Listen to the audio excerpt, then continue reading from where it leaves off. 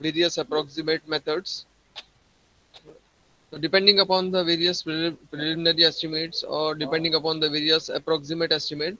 So today we will solve the problems related with the approximate estimate. So very simple problems are there, a little bit small. There will be calculations will be there.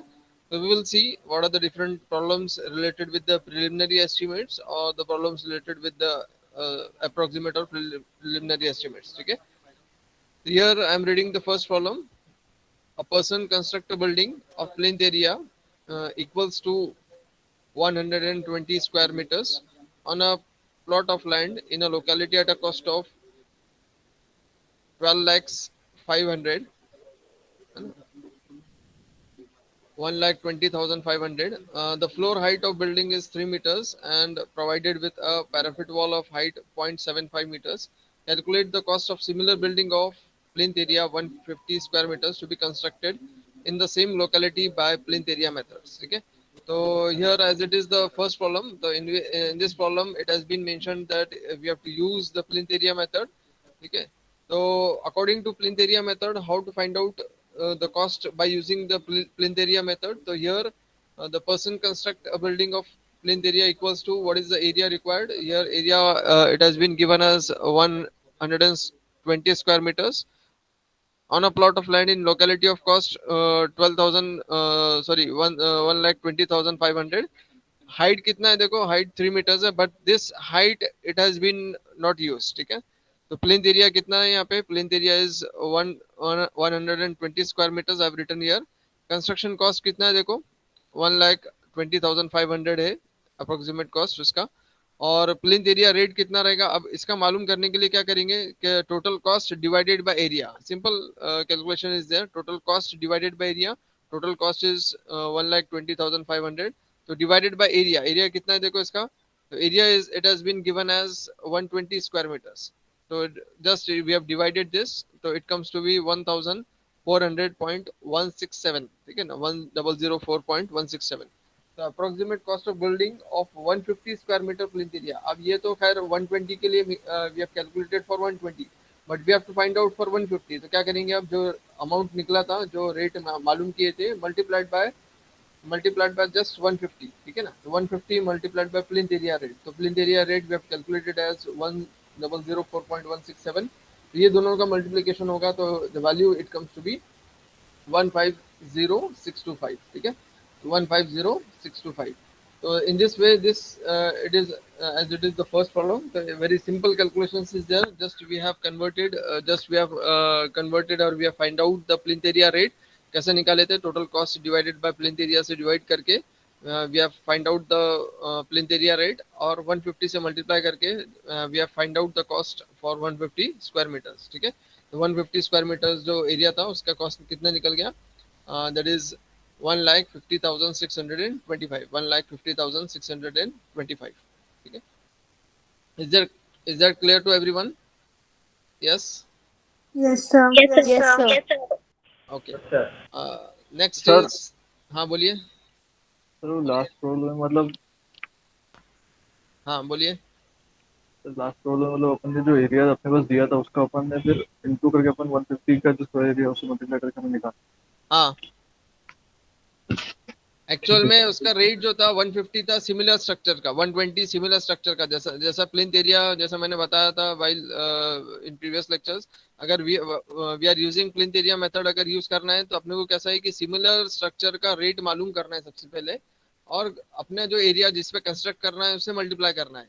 तो similar structure का rate क्या था देखो, 120 का एक similar structure का rate था. बाजू में आजू बाजू में कोई एक बिल्डिंग होगी जिसका एरिया था 120 स्क्वायर मीटर्स, और उसका रेट क्या था? 1,20,500. ये सिमिलर स्ट्रक्चर का था. मगर मैं जो कंस्ट्रक्ट करूंगा कौन सा करूंगा? 150 का करूंगा. ठीक है. तो सिमिलर का मैंने रेट निकाला तो पर स्क्वायर फीट का रेट क्या मिला? प्लिंथ एरिया रेट क्या मिला पर square metres? It is 1,400, sorry 1,004 rupees. 1,004 rupees उसका रेट बन गया. अब मेरे पास जो कंस्ट्रक्ट करूंगा 150 के लिए करूंगा, तो 150 मल्टीप्लाइड बाय 104.167.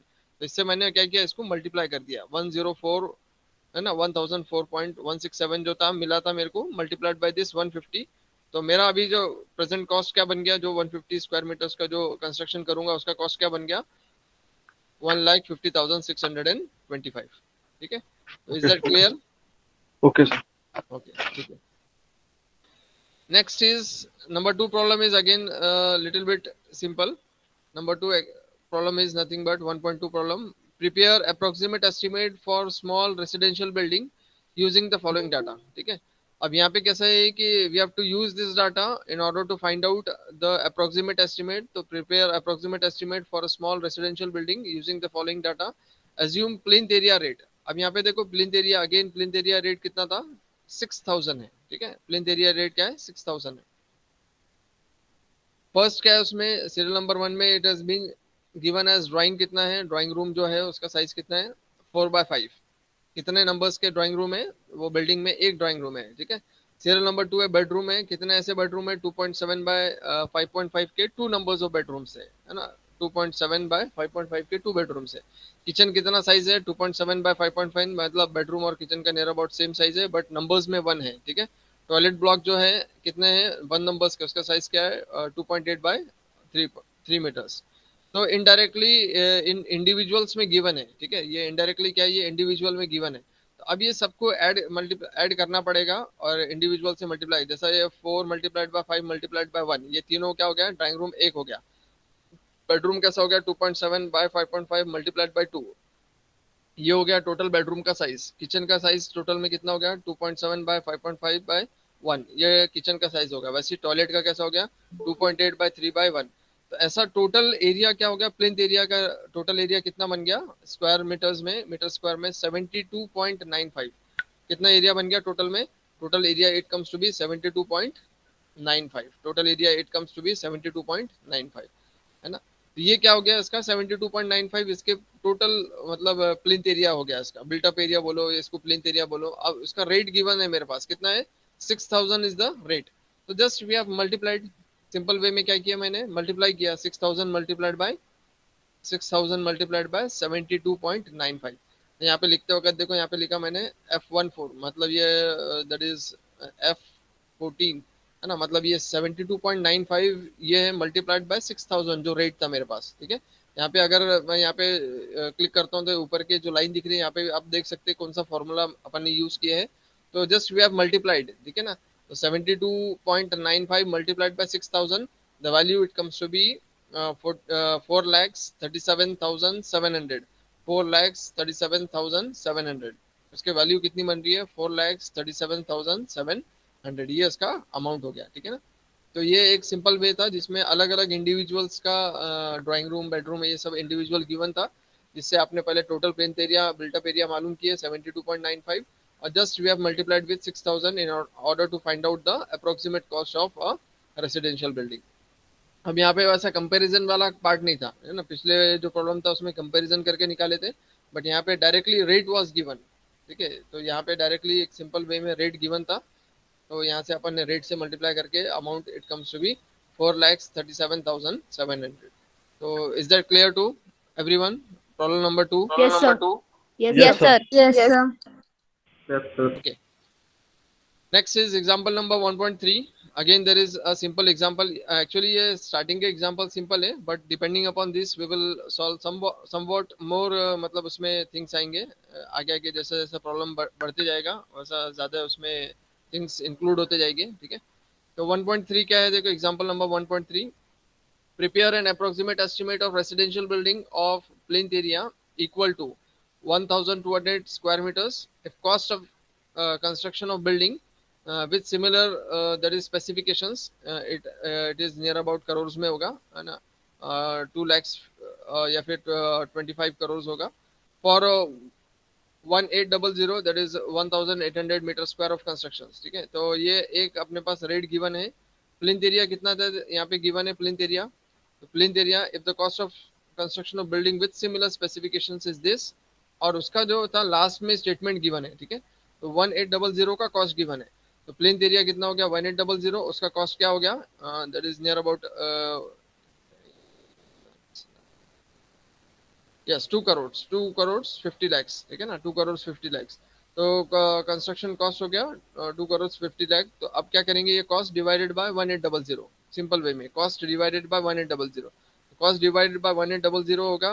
तो that will be near about it will be 1,38,000, 1 lakh, yes, sir 3,800, 13,000। 13,000, yes. इसको थोड़ा सा बड़ा कर देता मैं, 13,888, यस, 13,888। तो 13,888 क्या हो गया, इसका कॉस्ट हो गया, किसका, पर, that is plinth area rate हो गया, दैट इज पर मीटर स्क्वायर, 1 मीटर स्क्वायर का कॉस्ट हो गया, 1 मीटर स्क्वायर का। तो 1 मीटर स्क्वायर का कॉस्ट हो गया 13,888, ठीक है ना, ये 1 मीटर का हो गया। वैसा मेरे पास कंस्ट्रक्ट करना है कितने मीटर के लिए, तो मीटर स्क्वायर के लिए 1,200 स्क्वायर मीटर्स के लिए मेरे को कंस्ट्रक्ट करना है, ठीक है। तो just simple multiplication is there, 1,200 multiplied by this 13,888, इससे जस्ट मैंने मल्टीप्लाई किया, है ना, 1,200 multiplied by this amount, it comes to be one, that is crore में होगा, सैकड़ा, 10,000, यस, 1 करोड़ 66 लाख, ठीक है ना। तो ये इसका अमाउंट हो गया, टोटल अमाउंट, ठीक है। तो total amount it comes to be this. तो just simple multiplication is there, similar building से आप निकालेंगे तो सिंपल मल्टीप्लीकेशन होगा। पहले प्लिंथ एरिया का रेट निकालो पर स्क्वायर मीटर्स में, मीटर स्क्वायर में रेट निकालो, और सिमिलर जो था जिससे कंस्ट्रक्ट करना है जो एरिया का है उससे मल्टीप्लाई कर लो, तो total cost will be calculated, ठीक है ना। एक simple multiplication and division are there, ठीक है। Next is again similar way, 1.4 का जो प्रॉब्लम है, a residential building of G+4 has been constructed in Pune having a plinth area equal to 150 square metres. अब ये एक लोकेलिटी दिया है और इसमें कंस्ट्रक्शन जो है G+4 है, G+4 has been constructed in Pune having a plinth area equal to 150 square metres. Height of building, अब यहाँ पे देखो हाइट ऑफ बिल्डिंग का गिवन है, ठीक है। What is the height of building, that is 13.6 metres above ground. if cost of constructions, here the cost of construction of building is 98 9 lakhs 80,000 or 98 lakhs, 98 lakhs, yes, 98 lakhs. Using method of cubic rate, prepare estimate of building of 12 meters height and area of plinth as 250 meter square, ठीक है। It has 4 floors, यहाँ पे floors ground floor अगर छोड़ते हैं तो 4 floors हो जाएगा, ठीक है। ये इसका कॉस्ट निकालना है आपको। अब इसमें कैसा है कि यहाँ पे there is height is given and we are using cubic content, ठीक है। प्रीवियस प्रॉब्लम्स में प्लिंथ एरिया मेथड से only 2 dimensions were given, length और width was given, but in this problem height is also given. तो जैसा मैंने बताया था कि एक्चुअल जिससे अमाउंट गिवन है उसका हाइट से मालूम कर लो, और जो अपन प्रेजेंट जिससे भी निकाल रहे हैं वो हाइट से मल्टीप्लाई करना है आपको, ठीक है। अब हाइट ऑफ बिल्डिंग कितना है और ये area, rate of construction on cubic rate basis में क्या होगा, cost of construction simple way में जो अमाउंट था वो 98 लाख का डिवाइडेड बाय अब वॉल्यूम ऑफ बिल्डिंग। तो वॉल्यूम ऑफ बिल्डिंग में क्या करेंगे आप, एरिया इंटू हाइट। तो प्रीवियस जिसका अमाउंट गिवन है उसकी हाइट कितनी है, तो height is given as 13.6 because the amount is 98 lakh, जो था उसकी हाइट कितनी है 13.6 है, और एरिया भी गिवन है, एरिया कितना है इसका 150 स्क्वायर मीटर्स, ठीक है। तो जस्ट इसने क्या किया, एरिया मल्टीप्लाइड बाय हाइट किया, 150 मल्टीप्लाइड बाय 13.6, तो इसका क्यूबिक कंटेंट में क्या हो गया, इसका टोटल आ गया। तो क्यूबिक कंटेंट कितना बन गया इसका 2040 अमाउंट सेम रहेगा जो अमाउंट गिवन था।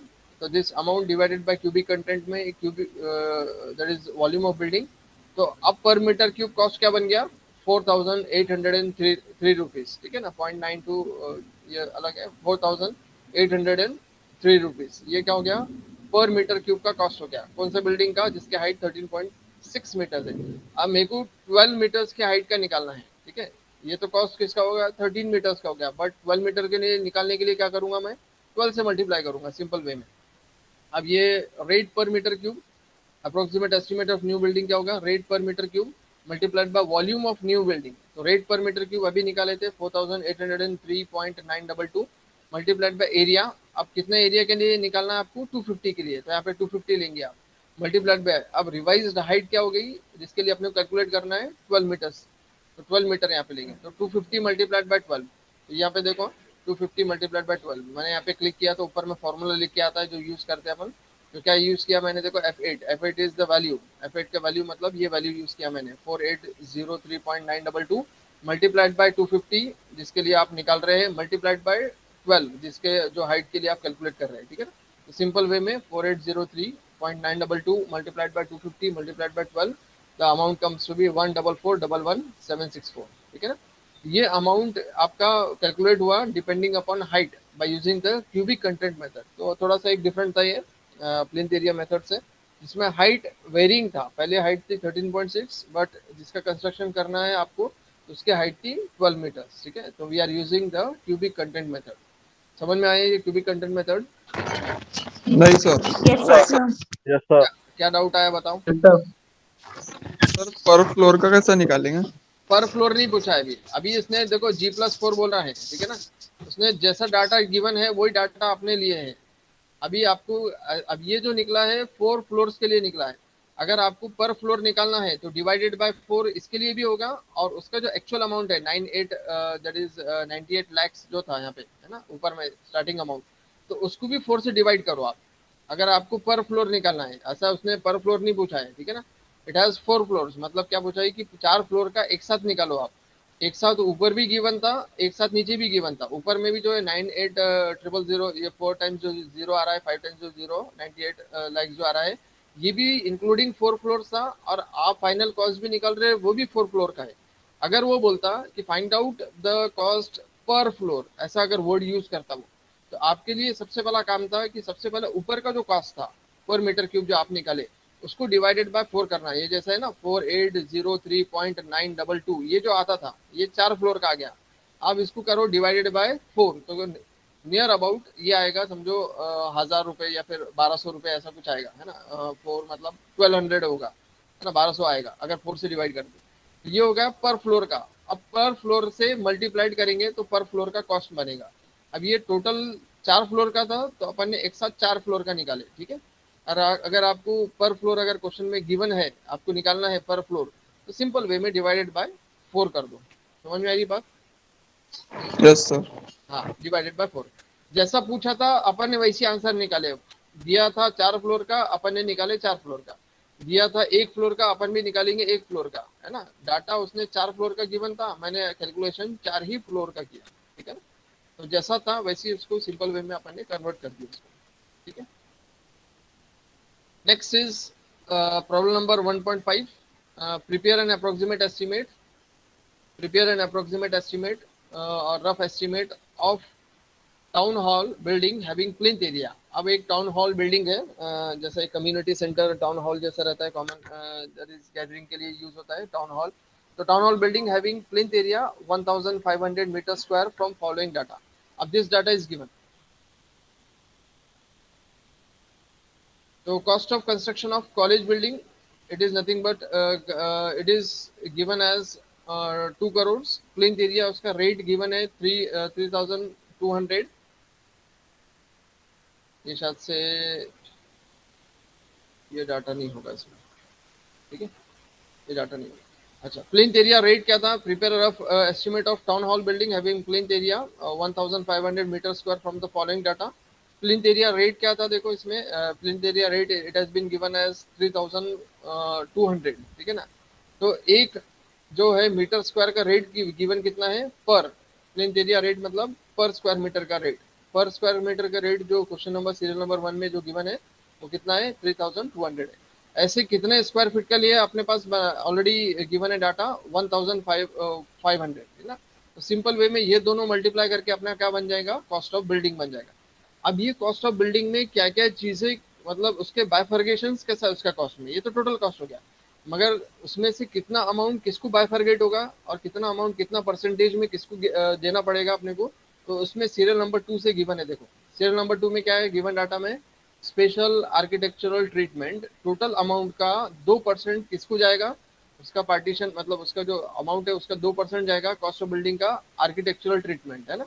मतलब एस्थेटिक व्यूज के लिए, आर्किटेक्चरल ट्रीटमेंट के लिए, है ना, एक्सटीरियर के लिए उसका प्रॉपर वे में, उसमें मतलब एस्थेटिक व्यूज में प्रॉपर दिखने के लिए, स्पेशल आर्किटेक्चरल ट्रीटमेंट के लिए कितना जाएगा? 2%। किसका? मगर कॉस्ट ऑफ बिल्डिंग, ये वर्ड इंपॉर्टेंट है ना, कॉस्ट ऑफ बिल्डिंग का 2% ले गया। वाटर सप्लाई कितना जाएगा देखो? 5% ऑफ कॉस्ट ऑफ बिल्डिंग, मतलब वाटर सप्लाई लाइंस जो अपन डालेंगे वहाँ पे, सैनिटरी है, पाइपलाइन से, उसका ड्रेनेज सिस्टम से, मैनहोल्स जो रहेगा उसमें, या फिर पाइपलाइंस रहेगा, सेप्टिक टैंक्स अगर यूज कर रहे हैं आप सैनिटरी के लिए तो सेप्टिक टैंक्स होगा, वाटर सप्लाई के लिए टैंक्स यूज कर रहे हैं, वाटर टैंक्स जो रहेगा, है ना, अपन ऊपर में जो डालते हैं वाटर टैंक्स में यूज होता है नॉर्मल रेसिडेंशियल बिल्डिंग में। ये सारा जो कनेक्शन जो पार्ट है, टैप्स रहेगा, वाटर सप्लाई लाइन्स के सब जो चीजें रहेगी, वो कितना परसेंटेज यूज होगा टोटल कॉस्ट का? 5% of cost of building. Electrical installation कितना लगेगा? 14% ऑफ कॉस्ट ऑफ बिल्डिंग, ठीक है ना। इलेक्ट्रिकल उसमें लिफ्ट भी आएगा, है ना, लिफ्ट रहेगा, या फिर और भी जो भी प्रोविजन है ना, नॉर्मल इलेक्ट्रिफिकेशन होगा, ट्रांसफॉर्मर्स अगर लगते होंगे ट्रांसफॉर्मर लगेंगे, ठीक है ना, जो भी चीज इलेक्ट्रिकल से रिलेटेड रहेगा उसके लिए 14%। अदर सर्विसेज लगता है जो अपने पास मतलब वाइल कंस्ट्रक्शन ऐसा कुछ सर्विसेज है तो उसके लिए भी 6% लगेगा ऑफ कॉस्ट ऑफ कंस्ट्रक्शन। अब देखो, cost of construction, cost of building one and the same, इसको वर्ड वही यूज किया इसने, थोड़ा सा अलग किया, कॉस्ट ऑफ कंस्ट्रक्शन और cost of building one and the same, ठीक है।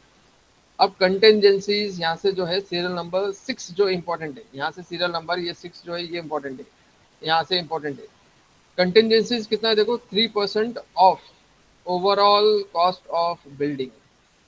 क्या बोल रहा है कि ओवरऑल कॉस्ट का 3% जाएगा contingencies. Contingencies word it is related with unforeseen expenses. Contingencies क्या है? अनफोरसीन एक्सपेंसेस, क्योंकि कंस्ट्रक्शन वर्क ऐसा है, while constructing any building or while ongoing work there may be some unforeseen expenses, consequences cost होते हैं construction में। अब कैसा है कि उसमें भी पैसा लगेगा आपको। अब आप कैसा है कि वो अचानक में कोई काम रुक रहा है और आपको पैसा इन्वेस्ट करना है so that that work it is to be carried out, है ना। इसलिए अनफोरसीन एक्सपेंसेस के लिए again it has been taken as 3%। मगर उसका किसका 3% ले रहे हैं आप? ओवरऑल का। सुपरविजन चार्जेस देखो, बीइंग अ कॉन्ट्रैक्टर और बीइंग अ साइट इंजीनियर, आपका जो सुपरविजन अगर आप करेंगे तो अपना भी एक परसेंटेज रहता है, it is 8 to 10%, but here it has been given as 8%। तो 8% of overall cost of building, ये भी क्या है? ओवरऑल। तो मैंने ये हाईलाइट किया ये दो पार्ट, ठीक है ना। तो ये दो रेड में जो किया वो ओवरऑल में रहेगा, बाकी जो रिमेनिंग सीरियल नंबर 2 से लेके सीरियल नंबर 5 तक जो रहेंगे, ये 4 हेड जो रहेंगे, ये 4 heads comes under the cost of building बोलो या फिर कॉस्ट ऑफ कंस्ट्रक्शन बोलो, और ये 2 हेड्स जो थे लास्ट के, it comes under the overall cost. तो ये सारा आपको देखना है कि which comes under overall cost and which comes under cost of building, ठीक है। तो अब यहाँ पे मैंने सिंपल वे में क्या किया, यहाँ पे देखो आप देखेंगे नीचे में जो है प्लिंथ एरिया का जो गिवन था वो लिख लिया मैंने कि प्लिंथ एरिया कितना था, 1500 मीटर स्क्वायर था, तो यहाँ पे स्क्वायर मीटर्स पर स्क्वायर मीटर लिख दिया। यहाँ पे प्लिंथ एरिया रेट जो था 3200 था वो लिख दिया यहाँ पे। Just there is an multiplication simple way में, ये दोनों जो था 1500 मल्टीप्लाइड बाय 3200, सिंपल मल्टीप्लिकेशन इसे, ठीक है ना। तो यहाँ पे सिंपल मल्टीप्लिकेशन हो गया, ये अमाउंट हो गया। अब इसका सीरियल नंबर 2 से अगेन अपन देखेंगे यहाँ पे स्पेशल आर्किटेक्चरल ट्रीटमेंट कितना था? 2% ऑफ कॉस्ट ऑफ बिल्डिंग। तो अभी कॉस्ट ऑफ बिल्डिंग कितना बन गया? This is nothing but the cost of building, इसका 2%। तो 2% that means it comes to be, यहाँ पे देखो 2% of this it comes to be 96,000। 2% और ये कॉस्ट का कितना बन गया? 96,000। वैसी वाटर सप्लाई कितना था? 5% ऑफ कॉस्ट ऑफ बिल्डिंग। तो 48 जो था यहाँ पे उसका 5%, तो 48 का अगेन 5% देखो यहाँ पे कितना आएगा? 24,000, 2,40,000 है ना, 2,40,000 water supply and sanitary work के लिए 2,40,000 हो जाएगा। इलेक्ट्रिकल इंस्टॉलेशन कितना है देखो, 14% है, वो भी किसके लिए है? कॉस्ट ऑफ बिल्डिंग से। Again 14% of cost of building कितना हो गया? 6,72,000, 6,72,000 किसका हो गया? 14% ऑफ इलेक्ट्रिफिकेशन। अदर सर्विसेज कितना है देखो, 6% ऑफ कॉस्ट ऑफ बिल्डिंग है। अगेन 6% कितना हो गया देखो, 20 इसका 6%, 480 इसका ये जो था 48 का, तो ये कितना हो गया 6%? अगेन 28, 2,88,000, 2,88,000। ये बन गया सारा जो मैंने येलो में जो किया हाईलाइट, ये चारों हेड्स, ठीक है ना, ये चारों हेड्स वन, ये तो फर्स्ट अमाउंट ही था, इसको ऐड नहीं करेंगे आप, ये चारों हेड, ठीक है। तो ये चारों हेड्स मिला के क्या करेंगे, सीरियल नंबर 1, 2, 3 एंड 4, ये चारों हेड्स मिला के क्या हो गया? Overall cost of building, overall cost of building, ठीक है। तो ओवरऑल कॉस्ट ऑफ बिल्डिंग क्या हो गया? कॉस्ट ऑफ बिल्डिंग ये हो गया, उसका 2% इसको लग गया, 2% फिर अगेन 5% इसको लगा, 14% इसको लगा, 6% इसको लगा।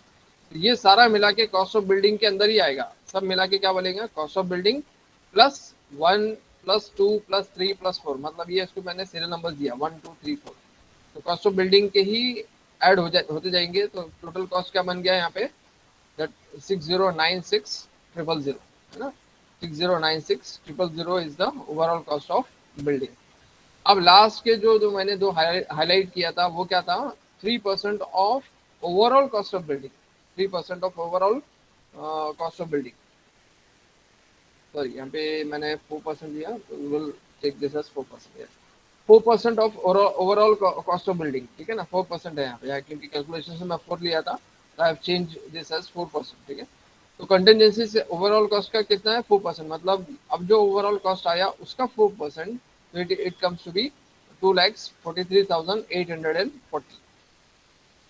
सुपरविजन कितना है देखो, 8% है, तो 8% किसका, ओवरऑल का 8%, तो इट कम्स टू बी 4,87,680। अब ग्रैंड टोटल क्या रहेगा, ग्रैंड टोटल रहेगा that is nothing but overall cost, ये जो इसमें जो था ओवरऑल ब्राउन कलर में जो था ओवरऑल कॉस्ट, प्लस जो ग्रीन कलर में है कंटिजेंसीज एंड सुपरविजन का, मतलब ये तीनों मिला के क्या हो गया, overall cost plus A, serial number A that is contingency, serial number B supervision, ये तीनों मिला के बन गया, this is nothing but the grand total cost of construction, ठीक है। ये total cost, grand total cost of the construction हो गया, है ना, 6 crores 8,27,520, 6 crores 8,27,520 is the total cost, that is the grand total cost of the construction for 1500 square meters। तो अगर 1500 square metres का एरिया मेरे को कंस्ट्रक्ट करना है, जिसका करंट रेट है उसका 3200 पर स्क्वायर मीटर, और ये सारे हेड्स है, ये सारे चीज़ों को पैसे लगाने के बाद में टोटल कॉस्ट मेरा बन गया, that is nothing but 6 crores 82,007 8,27,520 rupees, ठीक है। तो ये सबको समझ में आया, Yes, sir. Yes, sir. Yes. तो ये कौन सा हेड कॉस्ट ऑफ बिल्डिंग से लेना है और कौन सा head overall cost of building से लेना है, ठीक है। तो ये थोड़ा सा एक while reading the questions you have to keep in mind which cost it has been calculated from the cost of building and which cost it has been calculated from the overall cost of building, है ना, कौन से amount आप cost of building से calculate कर रहे हैं और कौन सा अमाउंट आप ओवरऑल कॉस्ट ऑफ बिल्डिंग से कैलकुलेट कर रहे हैं, ठीक है। ये सिंपल एक मैथमेटिक्स है ना, सिंपल एडिशन से ओनली, मतलब प्रॉपर हेड्स में उसको डिवाइड कर दो और एडिशन करना है बस, एक एलसी में ज़्यादा जीरोस ज़्यादा दिख रहे हैं यहाँ पे, तो एक सिंपल कैलकुलेशन आ गया, ठीक है। तो any doubts related with this? Sir contingencies दिया नहीं रहता इसमें, तो अपने कुछ अज्यूम भी करना पड़ता है क्या? नहीं नहीं नहीं, contingencies it will always be given, assume कोई भी चीज़ नहीं है यहाँ पे, एज्यूम वाला पार्ट नहीं है, ठीक है ना, क्योंकि कैसा है कि आप एज्यूम कर रहे हैं, मतलब आपका कैलकुलेशंस और बाकी लोगों के कैलकुलेशंस विल डिफर, है ना, तो यहाँ तो पे सर कैसा है कि ये हर तो एक के अपन अप्रोक्सीमेट बना रहे हैं ना सर, कॉस्ट तो अलग हो सकती है थोड़ा बहुत। हाँ अप्रोक्सीमेट बना रहे हैं, मगर approximate with some fix data, approximate with some fix data, है ना कुछ तो फिक्स करना पड़ेगा आपको, जैसा यहाँ पे सुपरविजन चार्जेस आपको 8% आपने फिक्स करे, ठीक है ना, तो ये आपने फिक्स था क्वेश्चन में फिक्स किया, अब आप 8 का 10 नहीं, अगर समझो सपोज अगर नहीं गिवन है, ऐसा तो कोई प्रॉब्लम में ऐसा इनसफिशिएंट डाटा नहीं रहेगा, कोई ऐसा मतलब ऐसा नहीं रहेगा कि कंटिजेंसी इज नॉट गिवन या फिर सुपरविजन चार्जेस का परसेंटेज इज नॉट गिवन, ऐसा कुछ भी नहीं रहेगा, all percentage will be given. तो कैसा है कि ये अप्रोक्सीमेट तो है बट अप टू मतलब कुछ ना कुछ एक लिमिट रिस्ट्रिक्टेड, जैसे कंटिजेंसीज के it is restricted to 2 to 5%, ठीक है ना, वैसी supervision charges it is restricted to 8%, 8 to 10%, तो ये परसेंटेज के रेंज में ही आपको लेना है और वो गिवन रहेगा क्वेश्चन में, it will be given in the question, ठीक है। ठीक है सर। ओके, तो नेक्स्ट विल हैव, और इसी से थोड़ा सा एलॉबरेट करके some different problem is there, इसी से थोड़ा सा एक्सटेंड किया है इसने, यस।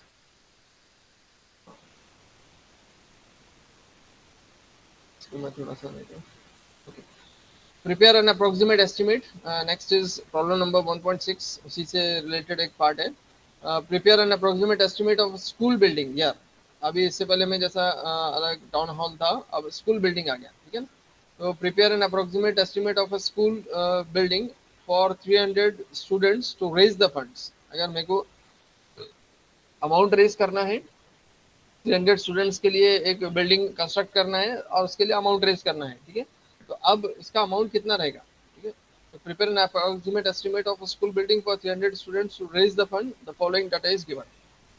अब serial number 1 is given as carpet area required per student. एक स्टूडेंट के लिए कितना कारपेट एरिया सफिशिएंट है, उसका मतलब अवेलेबल जो है इसको एरिया पर स्टूडेंट कितना है, 1.2, मतलब 1.2 square metres is the available area, मतलब इतना सफिशिएंट एरिया है फॉर पर स्टूडेंट। ऐसे कितने स्टूडेंट के लिए कंस्ट्रक्शन करना है मेरे को, 300 स्टूडेंट्स के लिए करना है, ठीक है। तो carpet area required per student is 1.2 square metres with an area of veranda. अब ये तो एक स्टूडेंट के लिए, मगर सिर्फ स्टूडेंट को बैठने की जगह होना ऐसा नहीं है, उससे रिलेटेड मेरे को वरांडा भी लगेगा, कॉरिडोर्स भी लगेंगे, उसका वॉल्स भी आएंगे, तो ये सारा उसका परसेंटेज गिवन है ना। With an area of veranda और corridor etcetera to be 20% and for walls 15% that of plinth area. मतलब 15% जो भी प्लिंथ एरिया कैलकुलेट करेंगे उसका 15% आपको वॉल्स के लिए एरिया देना पड़ेगा। मतलब पार्टीशन वॉल्स बोलो और जो वॉल्स रहते हैं उसके लिए, और कॉरिडोर्स के लिए और वरांडा के लिए कितना लगेगा, 20%, ठीक है ना, 20% लगेगा। कॉरिडोर्स के लिए 20% लगेगा और 15% किसके लिए लगेगा, वॉल्स को, किसका, प्लिंथ एरिया का। मतलब 20% of plinth area, 15% of plinth area. तो सबसे पहला आपको प्लिंथ एरिया निकालना है, सबसे पहला काम क्या करना है, प्लिंथ एरिया निकालना है। अब देखो सीरियल नंबर 2 में क्या है, प्लिंथ एरिया निकालने के बाद अब नेक्स्ट काम क्या करेंगे आप, वाटर सप्लाई, ठीक है। Water supply, sanitary and electrification, अब ये तीनों काम एक ही साथ ले लिया इसने। प्रीवियस प्रॉब्लम में देखेंगे आप अलग अलग थे ना, अलग अलग हेड्स में गिवन था। अब यहाँ पे क्या किया इसने, इसको थोड़ा सा परसेंटेज बढ़ा के 20 कर दिया और तीनों हेड्स एक साथ कर लिया, दोनों हेड्स, वाटर सप्लाई भी एक साथ ले लिया, वाटर सप्लाई, सैनिटरी, इलेक्ट्रिफिकेशन। पिछले प्रॉब्लम में ये दोनों अलग अलग थे, तो अब ये प्रॉब्लम में सेम करके उसने क्या किया, 20% कर दिया, इसको थोड़ा सा बढ़ा दिया। मगर किसका ये, कॉस्ट ऑफ बिल्डिंग है ना, ओवरऑल नहीं है, कॉस्ट ऑफ बिल्डिंग है। कंटेंजेंसीज देखो यहाँ पे again it is given as 3% of overall cost of building. अब ये भी कैसा है, ओवरऑल कॉस्ट ऑफ बिल्डिंग, ये सिर्फ कॉस्ट ऑफ बिल्डिंग पे था, ये सब होने के बाद में ओवरऑल का है। Work charge establishment, work charge establishment, ऐसे कुछ काम है जिसके अपने को चार्जेस ऑन साइट पे करना है, ठीक है, जिसका अपन मतलब while calculating we can not predict, है ना। तो ऐसा वर्क चार्ज इस्टेब्लिशमेंट से at the time of work you have to pay some amount, तो उसके लिए भी बाजू में रखना है आपको 2%, ठीक है। ऐसा कुछ काम है जो मतलब अपन अर्जेंट में कोई एक लेबर हायर कर रहे हैं, अर्जेंट में मेसन और हेड मेसन हायर करके वो काम अपने को जल्दी से करना है, और so that remaining work it is not be hampered, ठीक है ना। इसलिए ऐसे अगर कुछ हायर कर रहे हैं अपन लेबर्स, कुछ एक काम रुक रहा है और स्पेशल कुछ एक टास्क पूरा करने के लिए एक लेबर हायर कर रहे हैं या फिर मेसन हेड मेसन, तो वर्क चार्ज इस्टेब्लिशमेंट है, उसके लिए 2% of total cost, 2% of overall cost और total cost, one and the same, overall cost बोलो या फिर टोटल कॉस्ट। अब प्लिंथ एरिया रेट गिवन कितना है देखो, 15,000 per square metres. Plinth area rate कितना है, 15,000 पर स्क्वायर मीटर्स। तो ऐसे पहले कैलकुलेट करो कि 300 स्टूडेंट के लिए पर स्क्वायर फीट एरिया इतना है 1.2, उसके लिए निकालो और उसके बाद फिर रेट से मल्टीप्लाई करो। यहाँ पे देखो, यहाँ पे सोल्यूशन में मैंने स्टार्ट किया है, यहाँ पे सबसे पहला लाइन किसकी है देखो, carpet area required per student. एक स्टूडेंट के लिए कितना कारपेट एरिया रिक्वायर्ड हो रहा है, 1.2 square metres. Total carpet area required for 300 students, just it is the multiplication. तो 1.2 मल्टीप्लाइड बाय 300 जो गिवन डाटा था अपने पास, है ना। 1.2 मल्टीप्लाइड बाय 300 कितना हो गया, 360, that is nothing but the carpet area, square meters of carpet area required। सिर्फ इतना सफिशिएंट मेरे लिए नहीं है, एक्स्ट्रा भी लगेगा। एक्स्ट्रा काय के लिए लगेगा, 20 और 15% लगेगा एक्स्ट्रा। तो अब मैं एज्यूम करूंगा, let P is equals to plinth area of building. P assume करो, एक मतलब x बोलो y बोलो, तो यहाँ पे एक सिंपल वे में P इटसेल्फ इंडिकेट्स प्लिंथ, तो मैंने एक अल्फाबेटिकल P यूज किया मैथमेटिकल इक्वेशन सॉल्व करने के लिए। Let P be the plinth area of building. तो P में प्लिंथ एरिया में क्या क्या इंक्लूड होगा देखो, जैसे आप कंस्ट्रक्ट करते हैं बिल्डिंग में तो क्या क्या इंक्लूड होता है प्लिंथ एरिया में, कारपेट एरिया भी आता है, एरिया फॉर कॉरिडोर एंड वरांडास भी आता है और एरिया फॉर वॉल भी आता है। अब कारपेट एरिया अभी निकाले थे अपन ने 1.2 एक स्टूडेंट के लिए लग रहा था, 300 स्टूडेंट्स के लिए मल्टीप्लाई करके क्या होगा कारपेट एरिया 360। कॉरिडोर कितना बोल रहा था क्वेश्चन में, सीरियल नंबर 1 में देखो कॉरिडोर्स के लिए यहाँ पे अगेन मैं रिपीट कर रहा हूँ इसको, area of veranda corridor etcetera to be 20% and for walls 15% that of plinth area, मतलब 20% ऑफ पी, 20% ऑफ पी। तो एरिया फॉर कॉरिडोर वरांडा कितना लगेगा 20% of P. Next is 15% of P will be required for walls, walls के लिए कितना लग रहा है 15% ऑफ पी। तो यहाँ पे लिख दिया देखो 15% of of plinth area, 15% of plinth area. तो थोड़ा सा एक मैथमेटिकल इक्वेशन फॉर्म में आपको सॉल्व करना है इसको, ठीक है। P इज इक्वल टू 360, तो 15 डिवाइडेड बाय 100 और सॉरी 20 डिवाइडेड बाय 100 परसेंटेज में अगर करेंगे तो 15 डिवाइडेड बाय 100, तो ये दोनों का एडिशन होने के बाद में क्या होगा 0.2 प्लस 0.15 अगर होता है तो 0.35 हो गया, सिंपल एडिशन इज देयर। तो 0.35 पी हो गया, पी और ये पी दोनों क्या हो गए ऐड हो गए, ठीक है ना, या मतलब ये माइनस हो गया, इधर से इधर जाएगा तो क्या होगा 1 माइनस 0.35 पी, तो नियर अबाउट 0.65 है ना, 65 हो जाएगा, ठीक है। तो ये divided by again 360, simple division आ दिया, तो P क्या बन गया फिर यहाँ पे देखो, P सिंपल डिवीजन करने के बाद P क्या बन गया 553.846 स्क्वायर मीटर्स।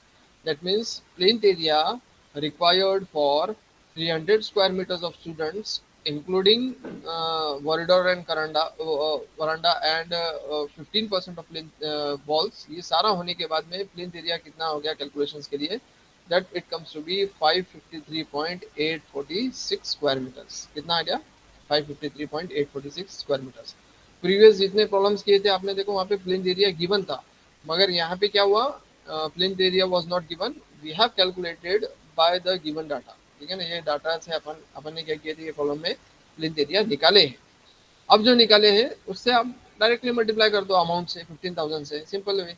तो 553.846 multiplied by plinth area rate 15,000, cost of building क्या बन गया दैट इज 8 करोड़ 3,07,690, ये इसका कॉस्ट ऑफ बिल्डिंग बन गया। अब रिमेनिंग डाटा तो प्रीवियस अभी सॉल्व किए थे, 20% किसको जाएगा 20% जाएगा कॉस्ट ऑफ बिल्डिंग का वाटर सप्लाई सैनिटरी इलेक्ट्रिफिकेशन को, मैंने 20% कर दिया इसको, है ना, वी हैव कैलकुलेटेड एज 20%, ठीक है। बस एक ही था, एक ही हेड जो 20% में था, ये दो हेड्स तो काय में है ओवरऑल में, इसको राइट मार्क से किया मैंने ओवरऑल में, ठीक है ना, this two are for overall, इसमें ओवरऑल किया, overall cost of building total cost of building, word थोड़ा सा चेंज किया इसने यहाँ पे टोटल कॉस्ट बोल दिया, यहाँ पे ओवरऑल बोला है, वन एंड द सेम, ठीक है।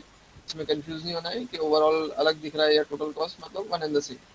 तो ये दोनों क्या है टोटल में से, तो टोटल ओवरऑल कॉस्ट में से कॉस्ट ऑफ बिल्डिंग प्लस 1 कर दिए तो ये यहाँ पे आ गया 9 करोड़ 96 लैक्स 9,228 रुपीज़। इसका 3% हो गया, ये अमाउंट हो गया 299076.84। अब इसका अगेन 2% ऑफ ओवरऑल कॉस्ट था, यहाँ पे रेड में जो किया था अभी मैंने, तो ये इसका 9969228 का अगेन 2% लेंगे तो आप कितना होगा 199,384.56, यहाँ पे दिख रहा है देखो ऊपर में किसको किससे डिवाइड किए थे परसेंटेज में, तो 199384 that is 1,99,384 1,99,384.56, ठीक है। अब ग्रैंड टोटल में क्या होगा overall cost plus contingencies plus work charge establishment, A और बी, ए सीरियल नंबर भी है और ये बी सीरियल नंबर भी है, ठीक है। तो ओवरऑल कॉस्ट यहाँ पे था, overall cost plus A plus B that comes to be 10467689, 1 crore 46 lakhs 7,689 rupees, ठीक है। So in this way we have calculated the overall cost or we have calculated the grand total cost, ठीक है। तो ये grand total cost of building निकाले but by the somewhat a different data, ठीक है ना। यहाँ पे data was given in the form of students, तो यहाँ पे students के form में we have calculated this grand total cost, ठीक है। तो सबको समझ में आया ये ग्रैंड टोटल कॉस्ट कैसे निकाले सर? हाँ बोलिए सर वो जहाँ पे अपन ने पी के वैल्यू निकाले पी 360 प्लस 0.35 इंटू पी जो लिए अपन ने, हाँ तो वो पी की वैल्यू अपन ने क्या लिया वहाँ पे 360 लिया ना अपन? हाँ उसमें देखो पी का एडिशन क्या क्या है, मतलब प्लिंथ एरिया जब आप कंस्ट्रक्ट करते हैं कोई भी बिल्डिंग का, उसमें क्या क्या इंक्लूड होगा, है ना। बीसीएम में भी आप पढ़े होंगे, बिल्डिंग कंस्ट्रक्शन मैनेजमेंट में, है ना। तो प्लिंथ एरिया में क्या क्या इंक्लूड होता है, प्लिंथ एरिया का डेफिनेशन क्या है, it is including carpet area, it is including area for corridor and it is including wall areas, है ना। ये सब मिला के एडिशन क्या बन गया, प्लिंथ एरिया, है ना। तो उसको मैंने अज्यूम किया P is equal to carpet area, area of corridor and veranda. अब उसका कारपेट एरिया अपन ने अलग से निकाले थे 300 स्टूडेंट का, वो 360 था, तो मैंने कारपेट एरिया के हेड में 360 ले लिया। एरिया ऑफ कॉरिडोर के हेड में कितना था, देखो क्वेश्चन में गिवन था 20% ऑफ पी, तो मैंने लिया 20% ऑफ पी, लिखते वक्त भी वैसे लिखा है 20% ऑफ पी। वॉल के लिए कितना है, देखो 15% ऑफ पी, तो 15% of P, P P same similar है, तो उसको ऐड किया डिवाइड करके, ना 20 डिवाइड बाय 100, 15 डिवाइड बाय 100, तो सिंपल है, परसेंटेज को कैसे निकालते हैं आप, डिवाइड बाय 100 करते, तो 0.2 होगा इसका और 0.15 होगा, तो 0.2 प्लस 0.15 क्या होगा, 0.35। तो लेफ्ट साइड में, राइट साइड में हो गया 360 प्लस 0.35 पी, और लेफ्ट साइड में हो गया सिर्फ पी। तो अब ये 0.35 पी को राइट में लेके जाने के बाद क्या होगा, 1 minus 0.35 P, 1 minus 0.35 P, 1 minus 0.35 P कितना होगा, नियर अबाउट 0.65, है ना, 0.65 ही होगा ना। हाँ सर समझ गया। हाँ 0.65 पी, तो 0.65 मुझे पी लगा। तो पी इज इक्वल टू क्या होगा, 360 डिवाइडेड बाय 0.65, 360 डिवाइडेड बाय 0.65, तो क्या होगा 360 डिवाइडेड बाय 0.65 कितना होगा, 553.846 स्क्वायर मीटर। ठीक है, समझ में आया। हाँ जी sir. Okay. So here we will end this today's lectures. Any doubts related with this? कुछ doubts है? No, sir. Yes. No, sir. Sir पर स्टूडेंट के लिए बोला तो हाँ, अब ये पर स्टूडेंट अगर बोलता है तो अगेन डिवाइडेड बाय 300। 300 ये हाँ 300 इसको होगा सर, ग्रैंड टोटल को। हाँ, ग्रैंड टोटल को डिवाइडेड बाय 300, ग्रैंड टोटल को डिवाइडेड बाय 300 हो जाएगा। तो क्या होगा कि पर स्टूडेंट का आप कॉस्ट निकालेंगे, ठीक है ना, पर स्टूडेंट का आप कॉस्ट निकालेंगे, ठीक है ना, समझ में आया। Yes sir. ओके, तो एंड कर सकते हैं आज का lecture. Any doubts? No, sir. ये सबने लिखे हैं क्या, सिर्फ देखे स्क्रीन पे, कुछ कैलकुलेशंस किए, कुछ नोटबुक पेन लिए? देखिए सर, पहले जो लिखे हैं छोटे सब? थे वो Yes, sir. हाँ, ये आपको लिखना है ना। मैं मतलब साइमल्टेनियसली ये बता भी दूंगा कि which problem it is to be written in record books, ठीक है। जैसा मैंने बताया था कि ऐसा जिसका कोई प्रैक्टिकल्स नहीं है लैब में जाके, है ना, आपके प्रैक्टिकल्स ऐसे ही रहेंगे जैसा मैं लेक्चर ले रहा हूँ, लेक्चर में ही बता दूंगा कि ये प्रॉब्लम था और ये इसका क्वेश्चन था। It is to be written in the record books, इसको रिकॉर्ड बुक्स में इसका सोल्यूशन लिखो। तो आगे वाले नेक्स्ट प्रॉब्लम मैं बताऊंगा कौन सा लिखना है। इसी एक्सेल शीट में आगे में लिखा है कि कौन सा problem it is to be written in record books, ठीक है। तो इसलिए आप पेन और ये सारे चीज़ें साथ में रखो, सो दैट कौन सा स्टेप में कौन से चीज़ें लिखना है या फिर क्या करना है, उसको बाद में भी काम में आए आपको, ठीक है। तो we can end this today's lecture. Yes, sir. Yes, तो give the attendance. Yes, sir. 1 to 10। Sir, roll number 10. Wait a minute, roll number